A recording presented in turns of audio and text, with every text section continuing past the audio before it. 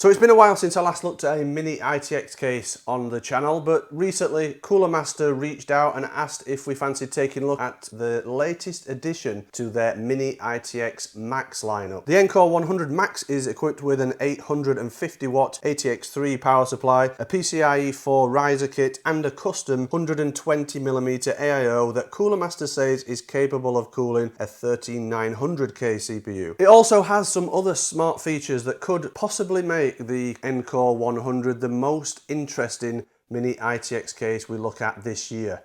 So let's dive straight in, take a look at this case and see just how good it is.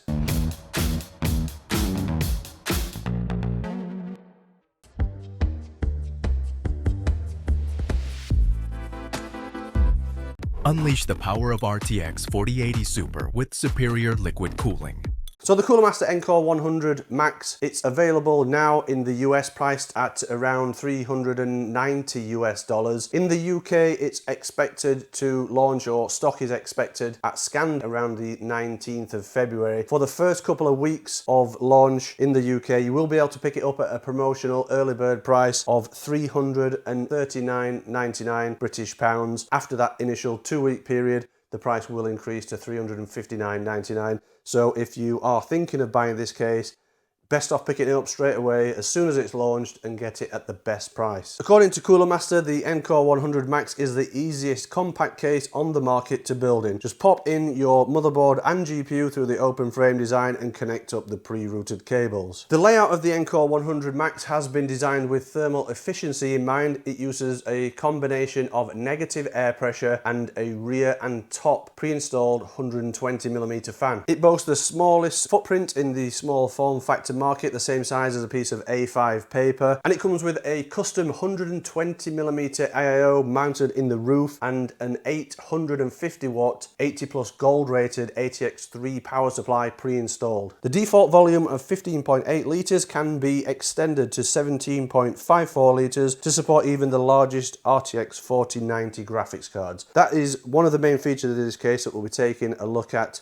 later on in the review, but let's dive in now, take a look at this case. Start by removing the side panels, which are a completely tool-free removal process. So you just kind of release them at the front here from the clips, and then they just kind of pull out, and you can see there's clips on both sides that clip them to the case. These are made from aluminium, so they're really lightweight, and they include integrated dust filters. There's some little plastic clips on there, and you can release the dust filters for cleaning. Other side panel comes off in the same way, so release this one at the back first, rotate it slightly, then it just pulls away, and again it's the same aluminium construction, heavily ventilated on all sides, and includes the dust filter, which is removable again for cleaning. You can see on this one there is a large cutout for the motherboard rear I/O. The version we have here is the standard edition in grey. It is also available as a special edition in bronze. I think the only difference between those two, the standard and the special edition, is the colour. The layout of the Encore 100 Max is very similar to other vertical style Mini ITX cases. In one side you've got the power supply and the motherboard installation. The other side houses the graphics card, and there's a PCIe Gen 4 riser cable that links from one chamber to the other. Pre-installed is the AIO cooler that's installed at the top of the case up here. It's a custom AIO 38mm thick radiator with a 120mm fan that runs up to 2,400 RPM, and then there's the CPU block there. Supports all current desktop platforms, so Intel, LJ 1700, 1200, 115X, and AMD AM4, AM5. There's two different modes you can run the case in. The default mode supports graphics cards up to 337mm long by 62mm wide by 180mm tall. Alternatively, you can run the case in the extended mode, which allows for graphics cards up to 357mm by 79mm wide, so almost 4 slots wide by 180mm tall. The only other pre-installed fan in the system is at the back of the case here. This is a Sickle Flow 120 fan that has a speed of 800 to 1800 RPM, PWM controlled, and all the wiring you can see, it's all pre-routed, so it is just a case of installing the motherboard, installing your graphics, connecting up all the cables, the PCIe riser, and you should have a system built pretty quickly. 850 watt power supply is up at the top here. Quite a compact unit. It's a Cooler Master V Series SFX 850 80 plus gold rated unit. It's modular. It comes with a few of the cables pre-installed, so the 24 pin, the CPU EPS power, and the PCIe cables. There are additional cables in the accessories kit which we'll look at in a moment. At the top there's a vented panel which is removable, and this is actually swapped out when you switch to the extended mode for a slightly bigger panel. You can see that is an ultra fine mesh panel, so it doesn't have a dust filter or anything like that in. The mesh acts as a dust filter. Technically you don't need a dust filter in the top because it is exhausting the warm air from the top, and you can see in the top there is the AIO radiator, and if you just spin it round, underneath you can see the 120mm fan for the radiator. That's got a speed range of 800 to 2400 RPM, so it's a high speed fan. Be interesting to see how noisy that fan is later during our thermal test. So this section is the part of the case that is modified to increase the capacity. So in standard mode it's 15.8 litre capacity. If you change it to the extended mode, it increases capacity to 17.54 litres. And you don't actually extend the case in any height, but it's more of swapping around parts internally and making the case wider, but also increasing the space for a graphics card. So in the default mode, the Ncore 100 Max will support a graphics card up to 337mm long and 3 slots wide, or I think around 68mm wide. So something like this RTX 4080 iChill from Inno3D, that will fit in the default mode. It's the correct width, it's very close to the side panel, and it just fits in almost perfectly up at the top there. But if you want to use something like this RTX 4090 Aero OC from Gigabyte, you see that won't fit in. It's too long and it's also too wide. It's almost a 4 slot wide card, this. So to fit that card in, we will have to switch to the extended mode. I'll show you how that's done. So you just have to remove a few screws to increase the case into the extended mode. So first we need to remove the PCIe slots. So there's just a couple of screws to take out to remove them.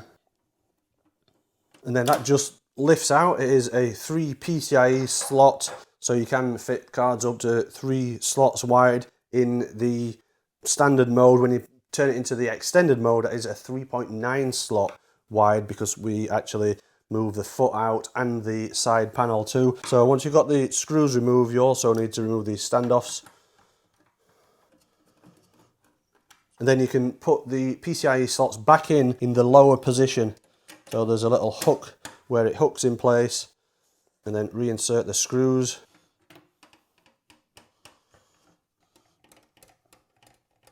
Because we've lowered down those PCIe slots, we also need to lower down the PCIe riser, so there's a couple of screws that need removing from this. And again, behind there's a couple of standoffs. We need to reposition those.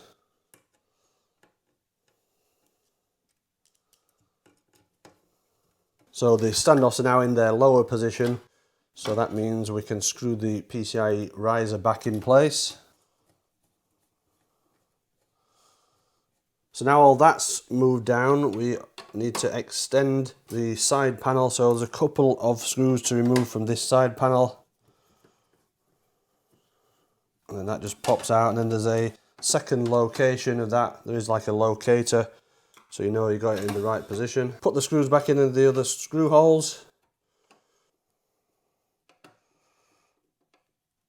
So that's extended the width of the case, so now we can use up to a 3.9 slot card in here. And you can see on this side, this is where the side panel clips in, so we have to use the second side panel clip. So now it's in the extended mode, we should be able to fit this larger Gigabyte 4090 Aero. You can see that now fits in place, whereas before it wouldn't go in the gap whilst the case was in the standard mode. So extending the case does allow for support for the bigger RTX 4090 cards. If you want to run a 4090 in this case, it's good to know that it will support the majority of RTX 4090 cards. So the Encore 100 Max, it's all about being able to support big graphics cards and having this really small footprint. It comes with all those pre-installed bits like the cooler and the power supply. All the cables are routed, so there isn't a lot to talk about really with the case. Other features include this cable management panel. These are on some kind of quick release brackets. Just release those brackets and then that covers up the cables there. It's probably a good idea to remove this when you're installing, because there's some cables that need untying. They're quite clever how these fit on, so they just hook onto a bracket and then you just push it forwards and use a little quick release levers. They hold that in position nicely. Front I/O is on one of the side panels, so the front of the case really is this side. There's a little Cooler Master Halo that's also a power button at the bottom. On the front I/O there's two USB 3.2 Gen 2 Type A ports, a single USB 3.2 Gen 2 x 2 Type C port, and a combined 3.5mm audio jack. At the rear you connect up the power there, so there's an extension lead that goes from the rear up to the power supply. On the floor of the case is the PCIe slot, so there you will have to connect up your display port or HDMI cables. Also in extended mode you have to move this foot out so that it lines up with the side panel, so there's just a couple of screws and you move this foot up to the second position. It has some locators in both positions, and then reinstall both of the screws. The foot is now in line with the side panel. You can see also at the base there are 4 rubber feet, so they should help with any vibration. If you're looking for a new chair, then you should definitely check out Booley's. I'm currently sat on their Ninja Pro gaming chair, which is one of 3 models from their gaming series alongside the Elite and the Master. So if you're looking for something new to stick in your setup that you can sit on and game and work, then I recommend definitely checking out boolies.co.uk. Other things to mention is the case does support a single 2.5-inch SSD. It's mounted on the floor in the motherboard side of the case. Maximum CPU cooler height, so if you decide you don't want to use the 120mm cooler that comes with the case, you want to use a low profile air cooler perhaps, the maximum CPU cooler height is 48mm. Power supply size is obviously SFX 100mm. You get an accessories pack with the case. Inside here is the additional top panel, so you can see when you go out in the extended mode the case is wider, so you will need this wider top mesh panel installed. Exactly the same ultra fine mesh, there's no additional dust filter or anything inside there. You also get the additional modular cables for the power supply, so there's a SATA power cable there with 2 SATA connections, and then there's 3 PCIe cables. You get a mains adapter, a bag with some motherboard screws and some zip ties in, and then all the mounting hardware for the custom AIO that comes pre-installed. It also includes some thermal compound in there. So the build process in the Encore 100 Max should be pretty quick according to Cooler Master. So I'm going to film the process and give you a little time lapse to watch of the build process. The system spec consists of an MSI MPG B650i Edge Wi-Fi motherboard. CPU is an AMD Ryzen 9 7900X, but if that is too much for the 120mm AIO that comes with the case, I've also got a Ryzen 5 7600X on hand. Memory is 64GB of G.Skill Trident Z5 RGB DDR5 6400 megatransfers per second. M.2 drive is the MP600 from Corsair. It's just a 1TB drive, PCIe Gen 4 M.2 NVMe. For graphics, I'm going to use the Inno3D RTX 4080 iChill X3 because I want to test the thermals of the case in the default mode. So let's get on with the build, run some thermal tests, and we'll come back with some analysis.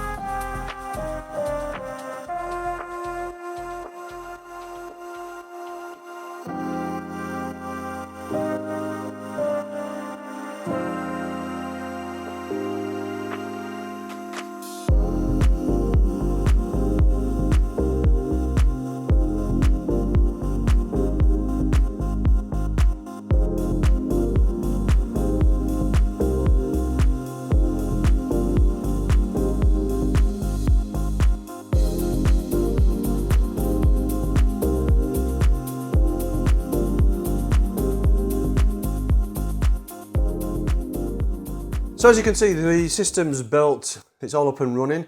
It's an easy, simple build process, very similar to other cases like the NR200P Max, the NZXT H1, those type of cases that come with pre-installed power supply and cooler. Really simple. About 20 to 25 minutes. It probably took me maybe a little bit longer adjusting the cameras for the video and things like that, but it's a really simple process. Cabling is routed well, the length of cables all seem perfect for the Mini ITX motherboards, and nothing really to complain about with the build process. One thing to mention, it is a little bit easier if you disconnect the power cables to the power supply. Just makes it a little easier to get the motherboard into position, but other than that, nothing at all really to complain about. I've run the usual thermal test, so it's a combined Cinebench R23 and 3D Mark Speedway run simultaneously for 30 minutes. We ran most of the thermal tests using the AMD Ryzen 9 7900X CPU, but noticed significant downclocking of CPU frequency due to temperatures, so we ran an additional test using the Ryzen 5 7600X also. In any configuration, CPU temperature is within a couple of degrees C of each other. This is normal for the AMD Ryzen 7000 processors, as they are designed to run up to 95 degrees C while automatically adjusting clock frequency. So the important metric to look at is CPU frequency in the charts. In the default case configuration, CPU temperature averaged 76 degrees C delta. Average CPU clock frequency in this configuration was just under 4.8 GHz, which is substantially lower than what we would expect with the 7900X in a mid-tower chassis with good airflow and a good CPU cooler. Removing the dust filters had only a minor impact on CPU temperature and clock frequency, so the dust filters must not be too restrictive. Removing the top mesh panel had a more positive effect on the average CPU frequency, raising it to over 4.8 GHz, but the biggest increase in clock frequency was with both side panels completely removed, effectively turning the case into an open frame, which saw the average CPU clocks go to over 4.9 GHz, which is closer to what we would expect of the 7900X in a good chassis with good airflow. But the limitation here is the 120mm AIO cooler. GPU core temperature in either configuration was great at between 49 to 51 degrees C average delta. Changing the case configuration had no significant effect on the GPU temperature. In terms of noise levels, it's very similar noise output no matter which configuration we tested the case in. There was a slight decrease in the noise output with the case side panels removed, as the GPU fans didn't need to ramp up as much due to the lower GPU temperature. So it's a very good Mini ITX case this. I like the small footprint, so it's obviously going to be easy to put this next to your system on top of your desk. It's not going to take up a lot of space. I quite like the way it looks. I like these aluminium side panels. I like the colours that it's available in. This metallic grey is a really nice colour. The only problem with this vertical orientation is you have to plug in the DisplayPort HDMI cables at the bottom of the system, which is a bit awkward for accessibility. And if you have the case in the extended layout with the PCIe slots dropped lower, then it's a real struggle to connect a HDMI cable. Just a standard HDMI cable or DisplayPort cable, you wouldn't be able to bend it at enough of an angle to fit it in that extended mode. You'd have to look at some kind of specialist low profile adapter. Maybe Cooler Master should include some HDMI and DisplayPort 90-degree low profile adapters, because it is kind of a specialist thing. So that is a bit of a problem if you're thinking of using the case in the extended mode. So I do really like this case. It's a good Mini ITX case, good small footprint, doesn't take up much space at all on the desk. Having the power supply, the AIO cooler and the PCIe 4 riser kit already pre-installed obviously reduces the installation time, so it is a quick and simple case to install a system in. You can't say that about all Mini ITX cases. Build quality is really good. To be honest, I've never had a problem with the build quality of Cooler Master cases. There's a slight twist in the chassis, but that's got to be expected with the way the case is designed, with those removable corners to allow it to extend. I like the look of the paint finish, the metallic finish, and these aluminium panels make it look like a real premium product. I like the design of the vents on these panels too, and the mesh dust filters are an improvement over the Cooler Master Cube 500 flat pack that I looked at recently.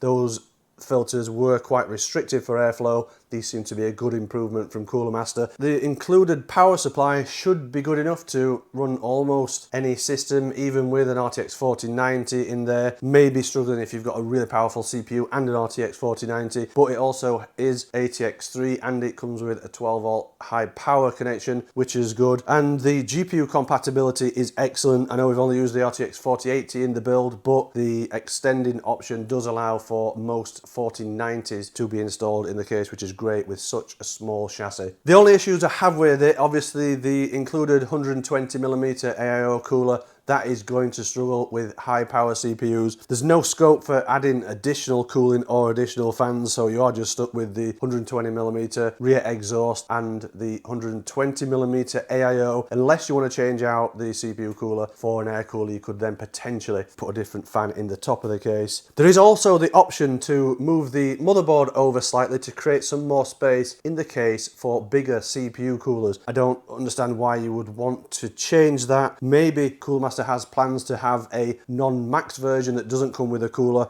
and will allow you to obviously then install your own air cooler. The display output cable issue, that is a problem if you run it in the extended mode. And the only other minor niggle I have with the case is the power supply fan. It is quite loud. Even when the system is idle, the power supply fan is running and you can hear it. It is a little distracting. Other than those things, it's a really good mini ITX case. I like this a lot. The small footprint means you can get it onto your desk, doesn't take up much space. The compatibility for big GPUs is excellent, and the thermal performance of the GPU is great even on high-end graphics cards. It's a well-built product, build quality is excellent, and it looks pretty good too. So that's the Cooler Master Encore 100 Max.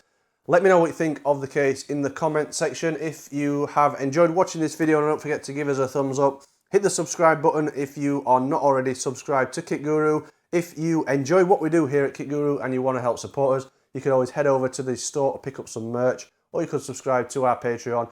And as always, if you want to catch up on all the in-depth technical reviews, head over to the website.